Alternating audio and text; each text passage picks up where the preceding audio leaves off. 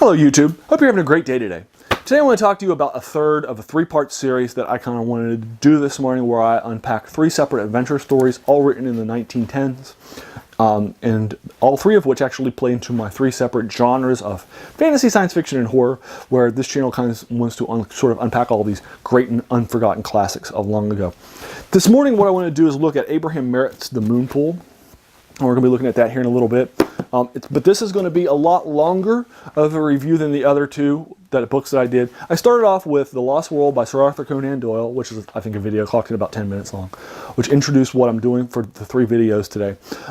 It was the first Lost World novel, and you can check out that. I'll link you to the other two videos below. The second one is Edgar Rice Burroughs' The Land That Time Forgot, which was written in 1918, set in a sort of Lost World setting in an island where dinosaurs are living with real people and interacting with them, both in a modern day context, one on a plateau and the next one in an island. And after Doyle had his first major hit where he created the Lost World genre, I was the first one to write it.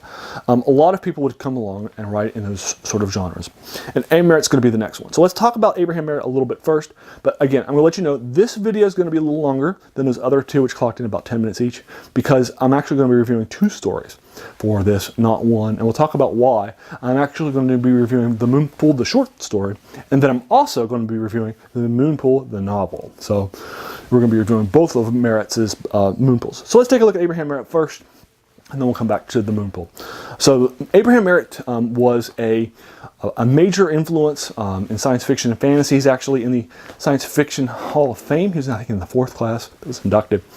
He's heavily influential, particularly on fantasy. His stuff was listed by Gary Gygax as one of the most influential things in Dungeons & Dragons. Many of his books, even though they're written in the 1920s, read like Dungeons & Dragons urtexts, like Dungeon Delves, Explorations, and stuff. And a lot of the early Dungeons & Dragons modules, like Dwellers in the Forgotten City, read like an Abraham Merritt story. He published it under the title A. Merritt instead of Abraham Merritt, but because he has the same name as me, he's a cool guy. You should check him out.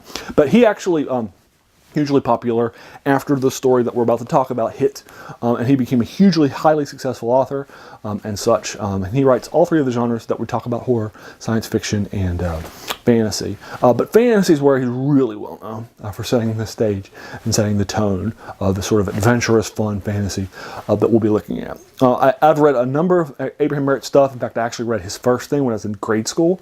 I grew up in southern West Virginia and in Racine, in a small little community of a few hundred people, and more than a half an hour away from a stoplight in any direction.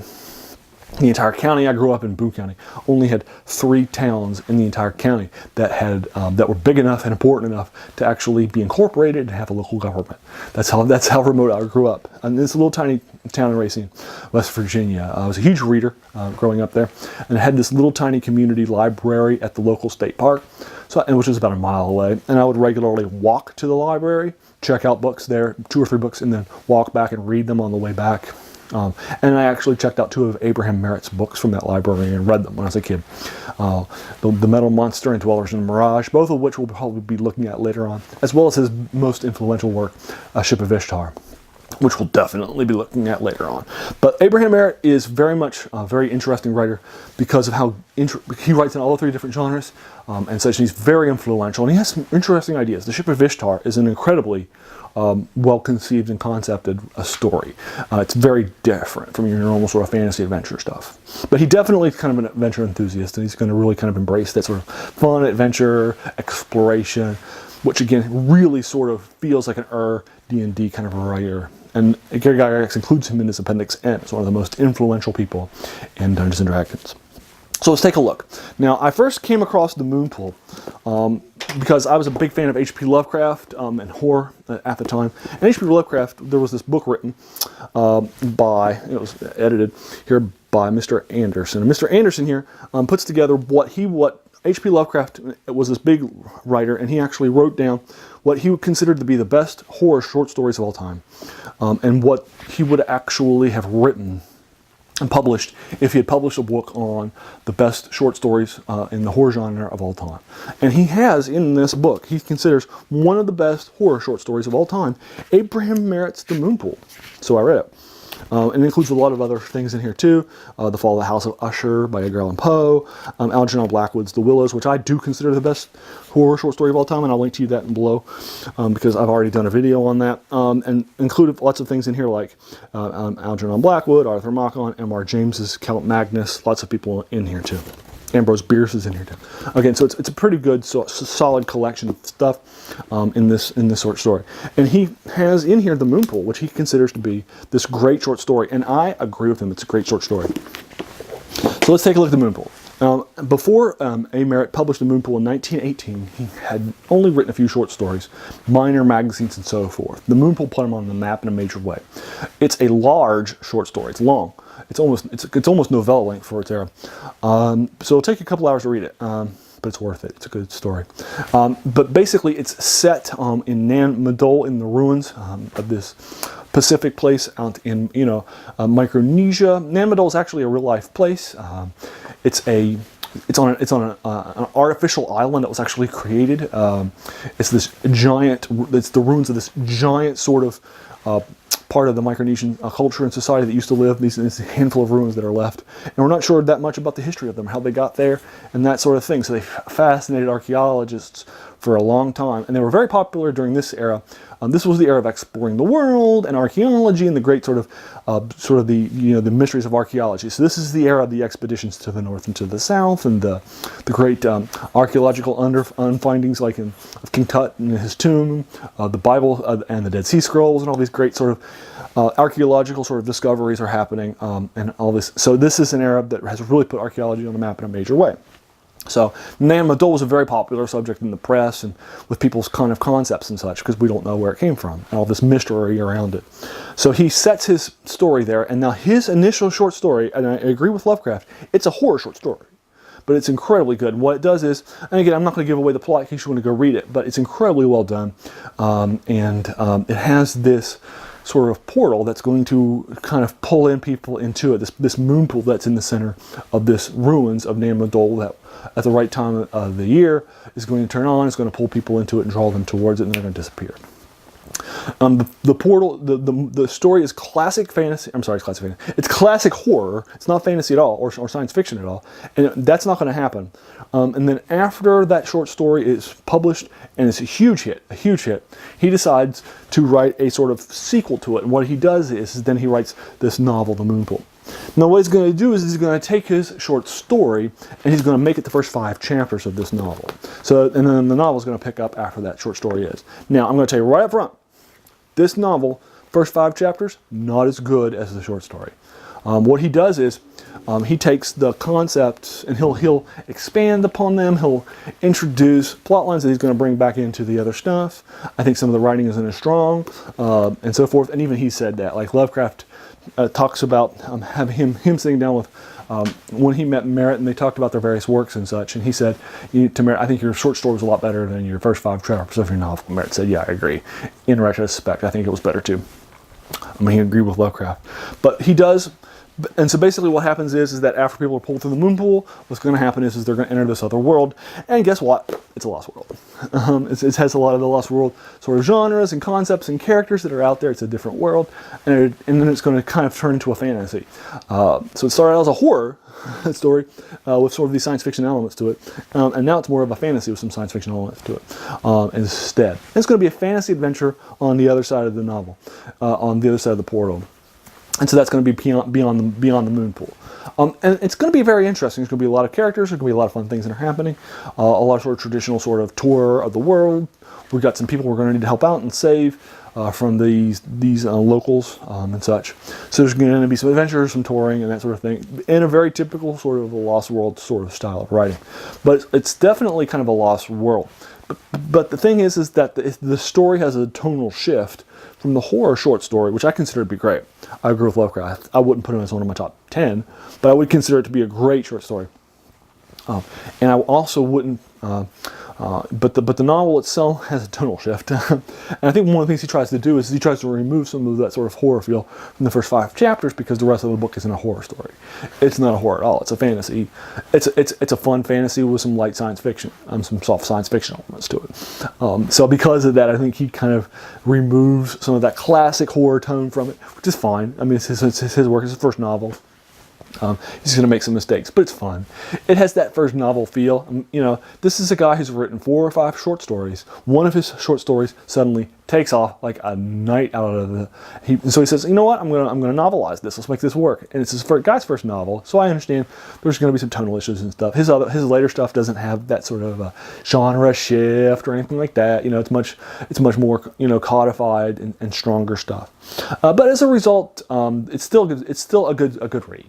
And if you're going to pick up the novel and read it, that's good. If you're going to read the short story, that's good. In fact, if you're just looking for a good horror short story that feels very early Lovecraftian, it definitely influenced Lovecraft a lot. A lot of people think that the Call of Cthulhu by Lovecraft was heavily influenced by this short story, as it took place in a Pacific ruins.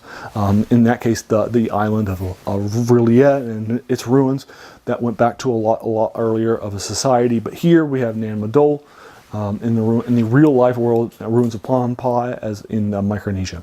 So it's they think that this sort of a concept sort of definitely was ones that kind of had a connection with each other and stuff. And that Lovecraft may very well have been inspired by this story and his setting and sort of concepts of the story itself. There's a lot of talk about Nan Madol being sort of this lost, an example of one of the lost ruins of this famous continent of Lemuria or Mu. In a lot of sort of these classic world myths, there was not only an Atlantis that kind of sunk, but there was also a Lemuria who also sunk in the Pacific Ocean, whereas Atlantis was in the Atlantic Ocean or the Mediterranean. Insert it in whatever place based on your story. And this Lemuria kind of existed in these sort of horror and science fiction and fantasy adventures too, and is very common. So again, Nan Madol being the setting of Moonpool was just an absolutely brilliant move by Merritt to tap into this the current view at the time of this being a major sort of ruins, either for your world mythology views or your horror and adventure stuff, your science fiction and fantasy stuff, what the real life stuff that was going on at the time, and so forth. So he's pretty smart in doing that and setting his work there. And it's really good. Again, it's his first novel, so if you're reading the novel, it's going to be it's going to have some first novel, sort of growing pains to it and such. You can see it in there, but that's okay. It's still a good read. It was heavily influential. Again, it was cited by this novel was cited by Gary Gygax as one of the big influences on Dungeons & Dragons. You can read it, you can see it. This is sort of the beginning of those sorts of, hey, fun adventures set in crazy fun places. And the idea of going through a portal into another sort of world on the other side is actually going to be one that resonates and goes through with a lot of later fantasy works. You're going to see fantasy writers like Stephen Donaldson, even and such, that are going to have their characters be transported to fantasy worlds and then live in that fantasy world and then come back. And that's going to be a sort of convention of fantasy moving forward. So that's also important to see that actually was created by Abraham Merritt. So he does have some stuff in it that's going to stand the test of time. That's going to be one of them. And everybody from Stephen Donaldson, R.A. Salvatore is a series, or The Spear of Bedwyr, where he has that happen and go back and forth between the two of them. And there's other ones out there too. It's a very, very common trope. Even Terry Brooks's Magic Kingdom for Sale Sold is going to have this idea of going back and forth between the real world and the Magic Kingdom, and so forth. So this idea of going through a portal, being a real life person, and then boom, you're getting transported to another fantasy world in its entirety is a trope that Abraham Merritt is going to has basically created in this. So it has that value too. So it's great. It's very influential. And it's a lot of fun to read. And especially if you go to it with an eye for saying it's going to be his first novel. It's not going to be the best written novel. There are going to be some lines where you're like, I could have written that better. That's okay. But it's fun. It's adventurous. It has an energy to it that really works well. And again, it was hugely influential. And it was built off a short story that I consider to be very, very good. I consider the short story to be much better than the novel in the first 5 chapters. I agree with both Lovecraft and the author, Abraham Merritt. Well, anyway, there's another Abraham for you, Abraham Merritt. Have you ever heard of his stuff? Have you read this story itself? What do you think? What did you think of Abraham Merritt? He's a long writer who's going to have decades of stuff. He is a very strong writer, very evocative, and hugely influential in fantasy. If you've never heard of him, check him out. If you have heard of him, but you've never thought about checking his stuff out, why not start here? It's not a bad place to start out for reading his stuff. I think The Ship of Ishtar may be the better place to start if you're just grabbing him for the first time, you've never heard of him, because of how evocative it is and how influential it is. But, you know, Dwellers in the Mirage, Metal Monster, he has a lot of works that are pretty good out there. So, anyway, this is Abraham Merritt. If you like this video, there's no reason for you not to hit the subscribe button. This is the third of 3 series, and I'm going to link you to the first 2 below. You know, there's a lot more to follow. I've done like more than 50 different videos of these by now and published a lot of them already. I do the videos in raw form, recording them first, and then I'll edit them later. But I've actually now, as of this morning actually, I've now done 51 videos for this YouTube channel, all of which are designed to sort of unpack and typically review these forgotten classics from times like the 1910s, over 100 years ago, and such, or some more recent stuff. I also enjoy finding books out there by writers you might be familiar with, but whose works you might not be, and who have some great other works out there. So, and like Sir Arthur Conan Doyle's The Lost World that we started this series out with, somebody you know from his Sherlock Holmes stuff, but did you know he also invented The Lost World? Maybe not. Check it out. So feel free to check this out. And again, I want to thank you so much, hey, for taking some time out of your day. We all have busy lives and busy days, so if you spent the last 15 minutes with me, man, I really appreciate it. So thank you so much for that. Have a great day.